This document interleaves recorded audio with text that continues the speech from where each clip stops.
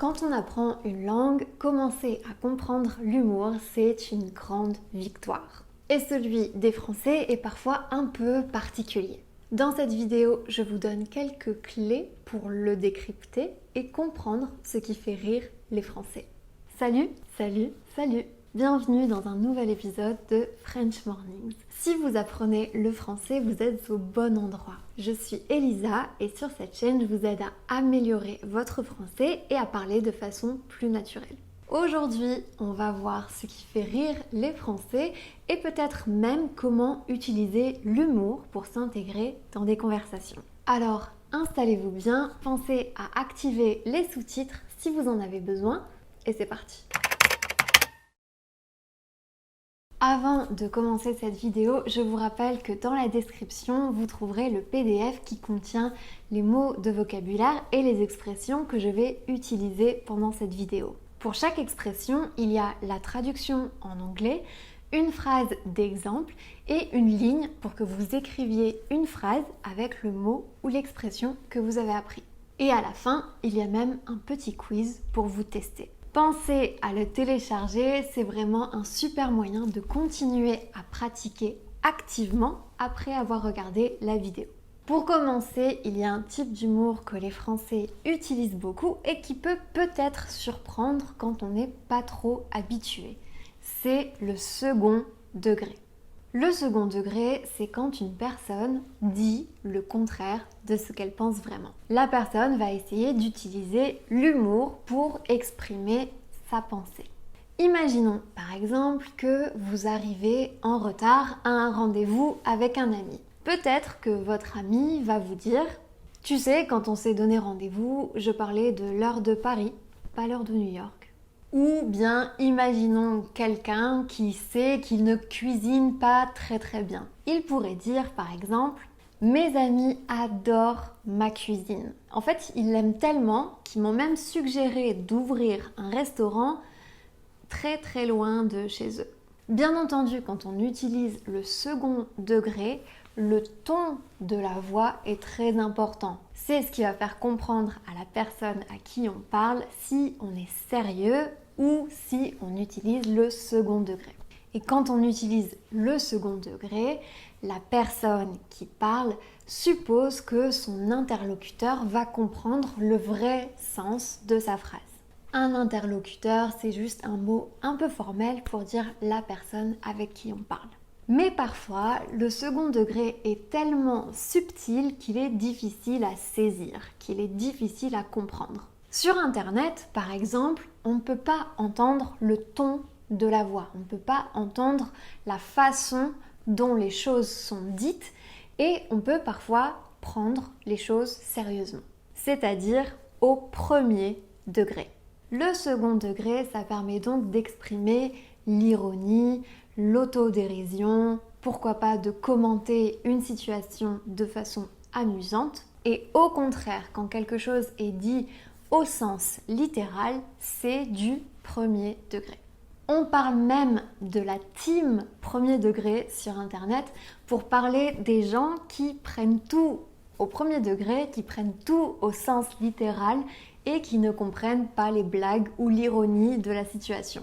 Alors évidemment, pour comprendre l'humour des Français, il faut passer un peu de temps à discuter avec des Français pour comprendre leurs références. Et sur la plateforme Lingoda, vous trouverez plein de professeurs natifs ou de niveau natif avec qui vous pourrez discuter pendant les cours. Je travaille avec la plateforme Lingoda depuis très longtemps et je les remercie une fois de plus de sponsoriser cette vidéo. Sur Lingoda, vous avez la possibilité de réserver le cours que vous voulez à l'heure que vous voulez. Il y a souvent entre 3 et 5 élèves par cours et tous les élèves ont le temps de parler et d'être corrigés par le professeur si nécessaire. Vous avez même accès au matériel du cours avant la leçon et ça, je trouve que c'est génial parce que ça permet de se préparer et de profiter ensuite au mieux du cours. Et après la leçon, vous avez même la possibilité de continuer encore à pratiquer avec des exercices en lien avec la leçon que vous venez de faire. La priorité de Lingoda, c'est de vous aider à progresser rapidement. Et pour ça, ils organisent le Lingoda Sprint Challenge. C'est un défi de 2 mois qui est très motivant. Si vous participez à 30 cours pendant 2 mois, vous pouvez récupérer 50% du prix du challenge en cashback ou bien 30 cours gratuits. Et si vous êtes extrêmement motivé, vous pouvez même participer à 60 cours pendant 2 mois et dans ce cas-là, vous récupérez 50% du cashback ou bien 60 cours gratuits. Et après tous ces cours de français, je pense que ce sera très facile pour vous de comprendre les jeux de mots en français. Qu'est-ce que c'est un jeu de mots? Je vous en parle juste après. Mais avant ça, sachez que vous pouvez vous inscrire au Lingoda Sprint Challenge en cliquant sur le lien en description. Vous pouvez utiliser le code qui s'affiche à l'écran et économiser 25 $ sur votre inscription. Le second type d'humour que les Français adorent, c'est le jeu de mots. Et comme son nom l'indique, c'est un humour qui va jouer avec les mots, qui va jouer avec leur double sens peut-être, ou bien avec leur phonétique. Peut-être que vous connaissez le compte Instagram à juste titre, qui répertorie les titres d'actualité les plus drôles et qui utilise les jeux de mots à outrance. C'est le cas par exemple de ce post avec un titre d'actualité qui parle d'un concert de Pink en France où elle aurait apparemment reçu un grand fromage, en particulier une meule de brie de Meaux. C'est un fromage très célèbre, très français. Et donc on a en légende un petit jeu de mots, la vie en pink. Évidemment, ça fait référence à La vie en rose, qui est cette chanson qui est un peu cliché, qui fait tout de suite penser à la France. Et La vie en rose, rose en anglais, ça se dit pink. C'est bien trouvé, c'est un bon jeu de mots, j'approuve. Un autre exemple sur ce compte, c'est le titre d'actualité qui dit « Le chanteur Maxime Le Forestier se retrouve avec un bras en moins, ses équipes font tout pour l'épauler ». L'épauler, c'est intéressant parce que c'est justement un des mots qui a un peu un double sens. L'épaule, c'est cette partie du corps, ici, ce sont les épaules, et quand on épaule quelqu'un, c'est-à-dire qu'on l'aide. Ici, évidemment, on a un jeu de mots parce que le chanteur ne peut plus utiliser son bras et c'est donc son équipe qui doit l'aider. Le titre comporte déjà un petit jeu de mots et ensuite, le compte Instagram a écrit en légende « Je suis à un doigt de faire une mauvaise blague » pour continuer avec le vocabulaire du corps humain. Quand on dit qu'on est à un doigt de faire quelque chose, c'est qu'on est très proche de faire quelque chose, mais qu'on va peut-être pas le faire. Évidemment, les blagues sont toujours moins drôles quand on les explique. Et on termine avec un jeu de mots très classique en français. C'est pas un jeu de mots très drôle, au contraire, il est tellement connu qu'il en est devenu un peu lourd, mais on va voir si vous réussissez à le comprendre. Quand on boit un verre, il y a souvent une des personnes présentes qui va dire « santé, mais pas des pieds ». Est-ce que vous l'avez compris? Je vous laisse quelques secondes. Santé, c'est le mot qu'on dit quand on trinque et qu'on fait claquer son verre contre les autres. Santé. Et ça se prononce de la même manière que le mot santé, mais qui vient du verbe sentir. Donc le jeu de mots, c'est un peu « je vous souhaite une bonne santé, mais pas de sentir des pieds ». J'avais prévenu, c'est pas super drôle. Est-ce que vous connaissez d'autres jeux de mots en français? Si oui, écrivez-les en commentaire.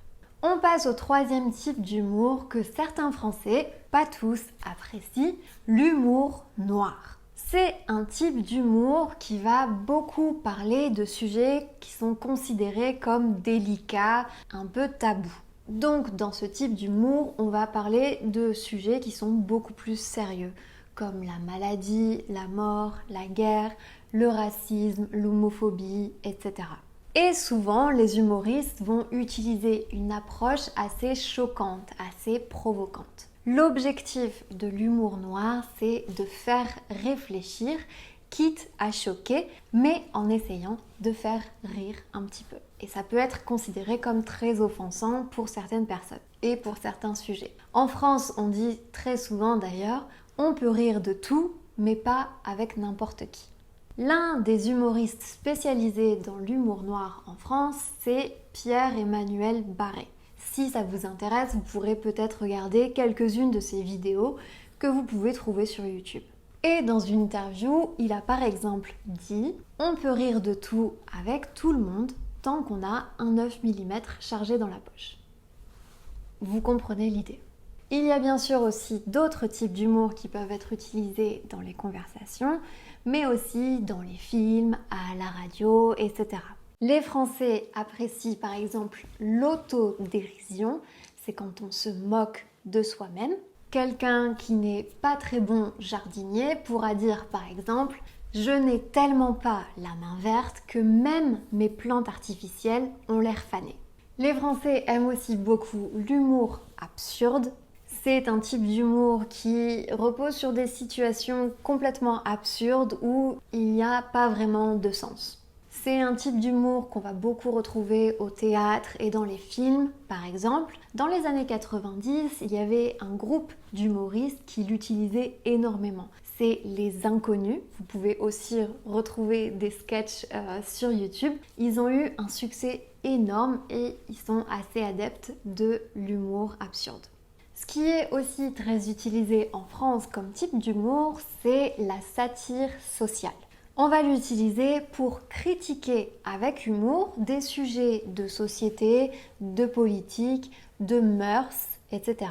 Les mœurs, c'est un mot un peu formel pour parler des habitudes, des traditions d'un groupe de personnes. La satire sociale, elle a une longue histoire en France puisqu'on l'utilisait déjà au XVIIe et XVIIIe siècle. Il y a par exemple Molière, qui est un très grand auteur de théâtre français, qui se moquait beaucoup de la société à travers des pièces comme Le Tartuffe ou Le Misanthrope.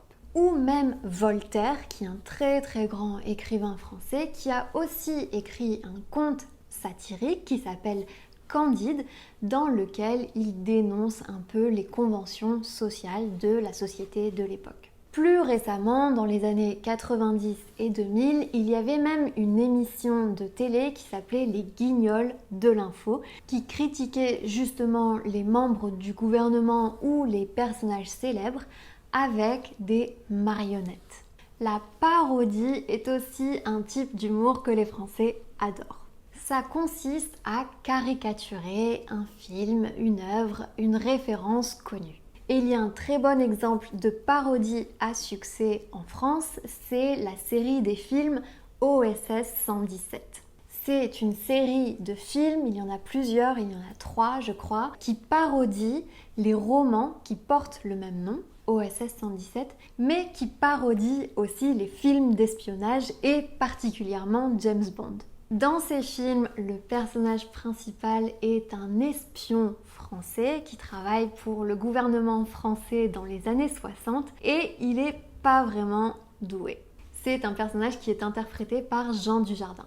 OSS 117, c'est un héros qu'on pourrait qualifier de franchouillard. Franchouillard, c'est pas un adjectif très positif. C'est l'adjectif qu'on utilise quand on veut parler de quelqu'un qui a un peu les défauts typiques du français.